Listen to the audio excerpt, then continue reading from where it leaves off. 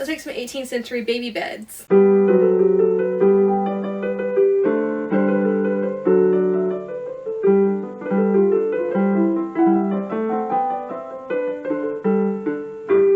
everyone, my name is Caitlin. I'm a living historian who educates other living historians by teaching them old-fashioned sewing skills and copying original garments.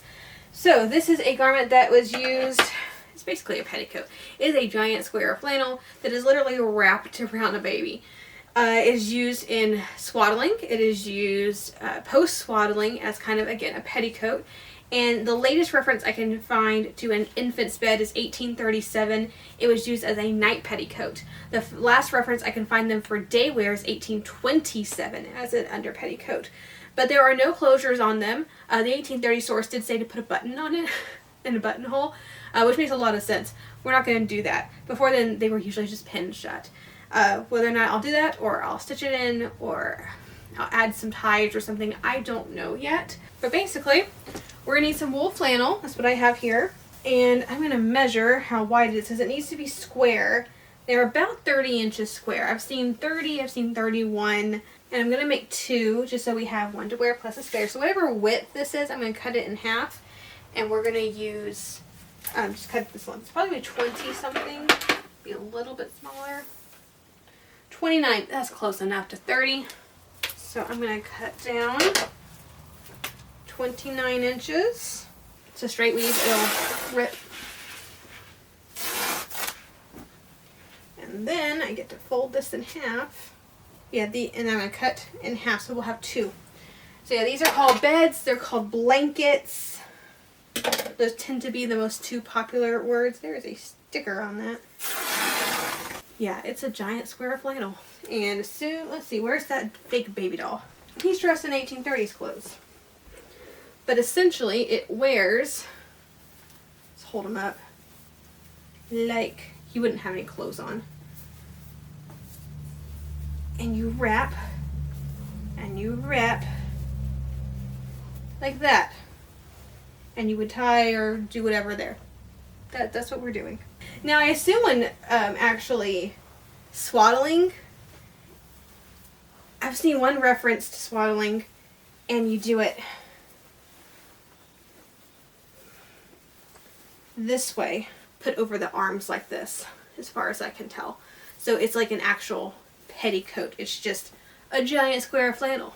And so the one instruction book that I found for beds says they are finished with galloon, which is essentially a ribbon, kind of. It's a metallic ribbon braid type thing.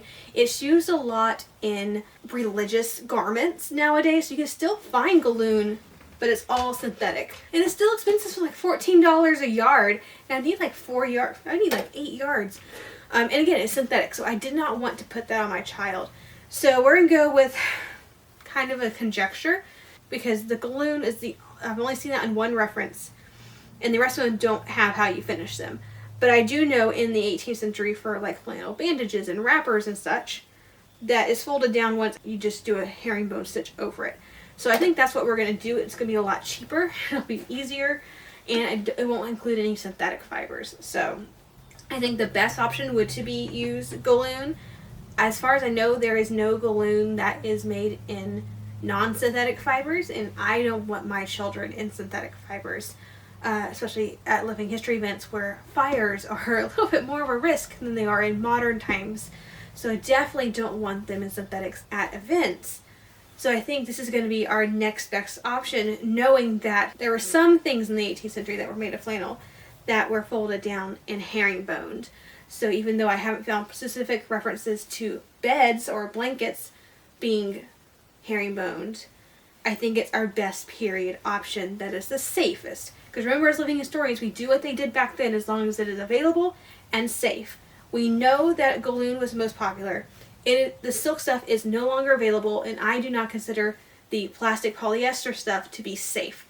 So we're going to do the next available period option that we can think of, and that's going to be herringbone. So let's go ahead and get started. This should be a simple project because it literally is just going to be hemming them. Alright, let's make a bed. I made one. Love how it turned out. I ended up not putting the ties. Some of the directions say to put the flannel roller over top of the bed, and that is to keep the bed in place. So that acts as your closure. So I think I'm going to leave the ties off. So what I'm starting to do is just putting a few pins after folding over the hem just a little bit. This is the selvage end, but just for continuity purposes, we are still going to hem this.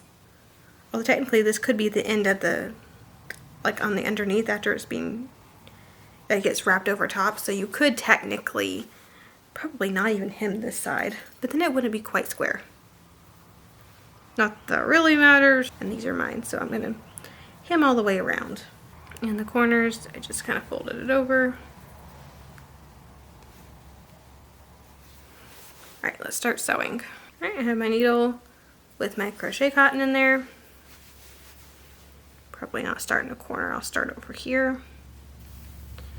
And again, it's just a herringbone stitch. So it's almost like an X that you're making.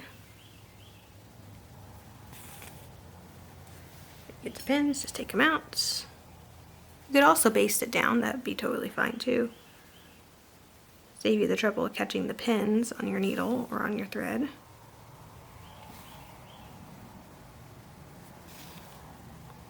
And we're making the bottom stitches not technically taking the hem, it's right below the hem. So it's very easy work. And it's pretty too, so you get the bonus of having it hemmed, but also it looks nice.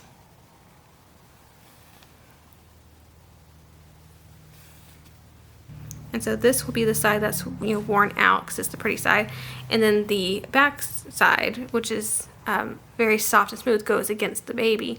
That way there's no hems to irritate them. The hems on the outside. So on this baby, so on the doll, I dressed him up entirely in 18th century clothes. So he has diaper, pilcher, linen band, shirt, the other wrapper. You can see how long it is. And there's my little hem, so you can kind of see the decoration. And then I pinned a belly band on top of him. So that would be the flannel one, the flannel wrapper. So you see on the back, this is where it happened to, I should have put, so I started the wrapper on the front and then wrapped and wrapped and wrapped. Turns out it ends up towards his back. So I would need to start on the back if I wanted this prettiness on the front. But I don't particularly care. I mean, this is all covered anyway, right? So if you open, you can kind of see where it started over here. And it just kind of lays around. And it does kind of end at an angle. I don't know if you can see, like there's the back here and it kind of goes this way. That's because the butt is so much bigger because it has that huge diaper that has 4 layers, which these are my 19th century diapers. They're not my 18th century diapers because we haven't made those yet. And then I also have a knitted 20th century pilcher over top, but that's because we A, haven't made the 18th century ones, and B, I couldn't find my 19th century ones. Most of them are being lent out to friends, so right now all I have is the 20th century ones. But I needed it to provide the bulk, so you can see what the bulk was going to look like. And of course up the front is a lot narrower than right here, so it takes a lot more fabric to go across this way. So it does end up slightly at an angle, which I don't think is a problem. But it's nicely wrapped, but also you have pretty easy access to change a diaper. I mean, kind of easy access right there. Baby can still kick around even when wrapped up. There's still good range of motion. Of course, anything up here, it's just the shirt. So that's not bad. There's nothing near the face nor the neck. Even a little V-neck, so there's no danger of being choked or anything. So overall, I'm feeling pretty good, except for the fact I have like 5, no, I have 6 pins in this set right now. So I have 2 pins for the diaper. Pilcher I ended up not pinning because it has ties. And then the bottom belly band I did pin. And then this flannel band I pinned. So I'm going to wait. I kind of want to wait till I get everything done for infant wear. And then I'm going to maybe have a putting on the ties video, because then I will have a good idea about exactly what will need ties. because I'm not entirely sure the bed needs ties. I think if it's being worn like this would most likely need ties, but I don't think the bed necessarily would. And I almost don't want to put ties because it's at this angle, but depending on how your child grows, they may grow out here more than grow here. So the ties that you'd put them on, you know, slanted would eventually need to be more corrected. And I don't really want to do that to the bed. But yeah, this is what it currently looks like. It's a lot of flannel, a lot of flannel. I really hope we don't end up doing anything with a baby in summer, because I know it was normal to keep them warmer, and also there was a mini ice age going on, but this is a little bit ridiculous, and also I live in Texas, so I don't know what I would do. It's great for winter. I mean, this baby's a little bundled up, but it still has free range of motion, which I do like. So probably no ties today. We're just gonna hem. It's honestly the easiest thing to do. So many of these projects are not taking me a long time. They're very quick to make up, which makes a lot of sense. I mean, they're small, they're usually made without a lot of shaping, so they don't waste fabric, and also there's very little time taken in the making up of them, which before pregnancy tests, I mean, some people skip random periods, so you may not even know after that first skip period that you're pregnant. It may take until you start getting morning sickness, or it may take 2 or 3 months of missed periods before you actually are like, you know what? There might be a baby in there. And then you really only have 6 to 7 months at that point to prepare. And you're already doing all your normal day duties, so it really is important to have something that's very easy to make up. It doesn't require a lot of skill, but still looks nice.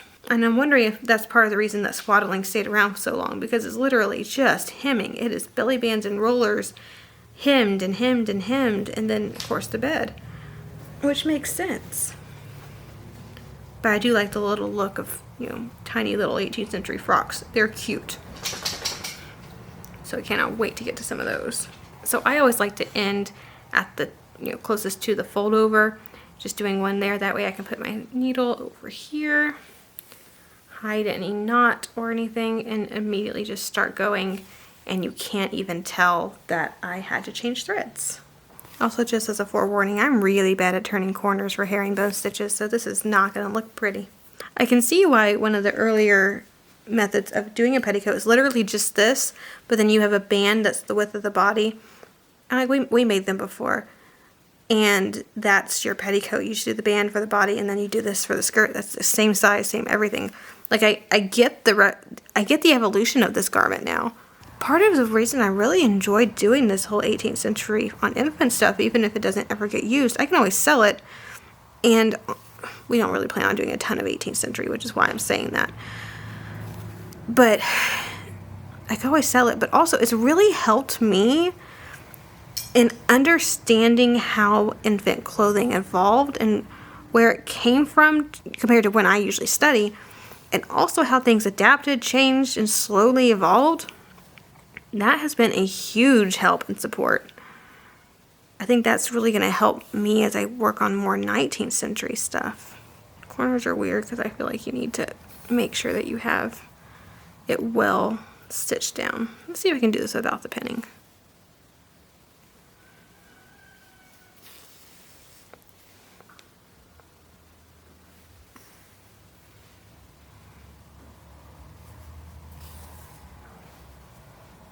Maybe. Okay. Let's just add a pin and I just keep moving it down. Alright, we are nearly done. We're getting towards the end, but so we're getting towards the end. There's the front, back, however you want to call it. Technically, this is the back. This is where baby skin is, and this is technically the front, I suppose. We'll say I don't know how it happened, and I need to pay more attention when I make my video plans, but for some strange reason, this month ended up being, I think, entirely hand-stitched.